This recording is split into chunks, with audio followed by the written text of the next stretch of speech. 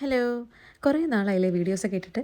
അങ്ങനെ പ്രത്യേക ചില സാഹചര്യങ്ങൾ കാരണം എനിക്കൊന്ന് ഓസ്ട്രേലിയ വരെ പോകേണ്ടി വന്നു. നമ്മളെന്നും കാണുന്നവരും, നമ്മളെ സ്നേഹിക്കുന്നവരും, നമ്മൾ ഒരുപാട് സ്നേഹിക്കുന്നവരെയൊക്കെ വിട്ടിട്ട് ഇങ്ങനെ മാറി നിൽക്കുമ്പോൾ ഒരുപാട് വിഷമമൊക്കെ ഉണ്ടായിരുന്നു. സാധാരണയൊക്കെ ഫ്ലൈറ്റിലൊക്കെ പോകുമ്പോഴത്തേക്കും ഭയങ്കര എക്സൈറ്റഡ് ആവാറാണ്. പക്ഷേ ഈ ഒരു ഫ്ലൈറ്റ് എന്ന് പറഞ്ഞാൽ ഞാൻ എൻ്റെ ജീവിതത്തിൽ ട്രാവൽ ചെയ്തതിൽ വെച്ച് ഏറ്റവും സങ്കടകരമായ ഒരു ഫ്ലൈറ്റായിരുന്നു. ട്രിവാൻഡ്രത്ത് നിന്ന് ടേക്ക് ഓഫ് ചെയ്യുന്ന ഷൂട്ട് ചെയ്യാൻ പോലും പറ്റാത്തൊരു മാനസികാവസ്ഥയിലായിരുന്നു. പക്ഷേ സിംഗപ്പൂർ എയർപോർട്ടിലെത്തിയപ്പോഴത്തേക്കും ഒരുവിധം ഒന്ന് ഓക്കെ ആയി എന്ന് വേണമെങ്കിൽ പറയാം.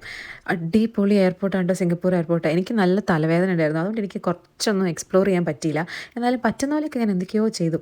അവിടെ സ്കൈ ട്രെയിൻ ഉണ്ടെന്ന് അറിഞ്ഞപ്പോൾ മുതൽ എനിക്കൊന്ന് ട്രാവൽ ചെയ്യണമെന്ന് തോന്നി. അങ്ങനെ ഞാൻ ഒരു ടെർമിനലിൽ നിന്ന് മറ്റേ ടെർമിനലിലേക്ക് സ്കൈ ട്രെയിൻ എടുത്ത് പോയി. എന്നിട്ട് അവിടെ നിന്ന് അടുത്ത സ്കൈ ട്രെയിൻ പിടിച്ച് തിരിച്ചു വന്നു. അപ്പോഴേക്കും നല്ല വിശപ്പായി. അഫോർഡബിളായിട്ട് ഫുഡ് കഴിക്കാൻ പറ്റുന്ന ഒരു മിനി മാർട്ട് ഞാൻ നോക്കി വെച്ചിട്ടാണ് പോയത്.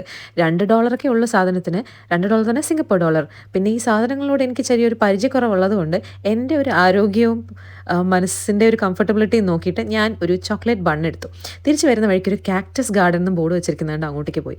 എൻ്റെ മോനെ എന്ത് രസമായിരുന്നു! ഒരു എയർപോർട്ടിൻ്റെ ഉള്ളിലാണ് ഇതെന്ന് എനിക്ക് വിശ്വസിക്കാനേ പറ്റിയില്ല. ഇനി ഇതിലും വലിയൊരു ഗാർഡൻ ഇവിടെ ഉണ്ടെന്ന് ഞാൻ കേട്ടിട്ടുണ്ട്.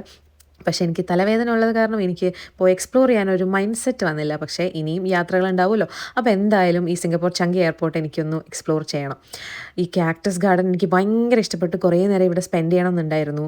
പിന്നെ ഉള്ളിലത്തെ തണുപ്പിൽ ഇവിടെ പുറത്തൊന്ന് വെയിലൊക്കെ കൊണ്ടപ്പോഴത്തേക്കും ഒരു കംഫർട്ടബിലിറ്റി ഒക്കെ തോന്നിയായിരുന്നു. പലതരം കാക്ടസ് വെറൈറ്റീസ് ഉണ്ടായിരുന്നു. ഓരോന്ന് കാണുമ്പോഴും എനിക്ക് ഭയങ്കര എക്സൈറ്റ്മെൻ്റ് ആയിരുന്നു. ഇത് കൊള്ളാലോ അത് കൊള്ളാലോ എന്നൊക്കെ പറഞ്ഞിട്ട് എനിക്ക് കുറച്ച് നേരം കൂടി ഇവിടെ സ്പെൻഡ് ചെയ്യണം എന്നുണ്ടായിരുന്നു. പക്ഷേ ഇതൊരു സ്മോക്കിംഗ് ഏരിയ ആയതുകൊണ്ടും ഞാൻ ഒറ്റയ്ക്കായതുകൊണ്ടും ഞാൻ വേഗം ഓടി രക്ഷപ്പെടാൻ നോക്കി. കുറച്ച് നേരം കൂടി ഇവിടെ നിന്ന് ഇങ്ങനെ ടേക്ക് ഓഫും ലാൻഡിങ്ങും ഒക്കെ കാണണം എന്ന് എനിക്കുണ്ടായിരുന്നു.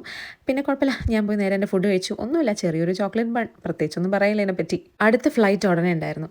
അത് മെൽബേണിലേക്കുള്ളതായിരുന്നു. ഞാനും എൻ്റെ ഹസ്ബൻഡും ഒരുമിച്ച് സ്വപ്നങ്ങൾ കണ്ട ഒരു നാടാണ് മെൽബേൺ. അവിടത്തേക്ക് ലാൻഡ് ചെയ്യുന്ന സമയത്ത് എൻ്റെ ഉള്ളിൽ ഭയങ്കര എക്സൈറ്റ്മെൻറ്റും സന്തോഷവും വിഷമവും ഒക്കെ ഉണ്ടായിരുന്നു. വന്നിറങ്ങിയപ്പോൾ ഐശ്വര്യത്തിൻ്റെ പ്രതീകം മെൽബേൺ മഴയും കണ്ടു.